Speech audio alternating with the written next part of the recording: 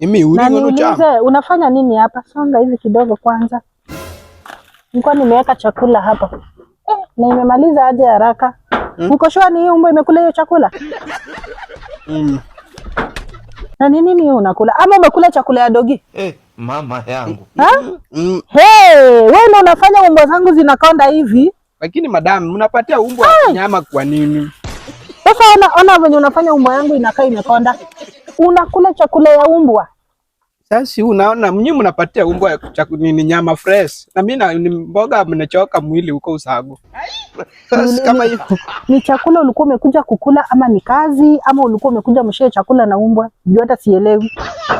Kama mnapatia umbwa nini nyama, hiyo ndio swali tu madam. Si kwa ubaya. Wewe hujakula nyama kutoka ukuje kwa hii boma hujakula nyama? But nimeona hizo ni fresh. Zinafaa kupewa supu na nini? Hiyo yenye nakupatianga mbona unasema sio fresh? Si hata mimi ndio ninakula. Hakuna. Venye tu nilisema kiburi imeingia. Sasa kuanzia leo ni mboga sukuma, mboga cabbage. Ndio utajua umefika Ukambani vizuri. Mimi ni yatima. Hakuna nyama tena. Yatima na nini inaingilia wapi na kazi?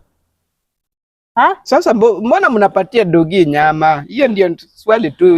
Hiyo sasa sasa ni ugali sukuma, ugali cabbage, ugali sukuma mpaka ulani. Hizi dogi sitaki kuona ukikaribia hii nyumba tena.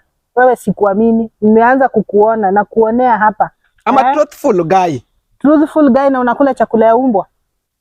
Hebu hata kwanza toka hapa. Utafanya sasa hata zianze kuogopa kukaa kwa nyumba yao. Unazikulia nyama aje?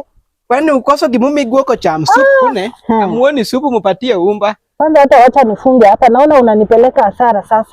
Nikuleta ufanye kazi lakini kazi yako ni kunikulia chakula ya umbwa zangu.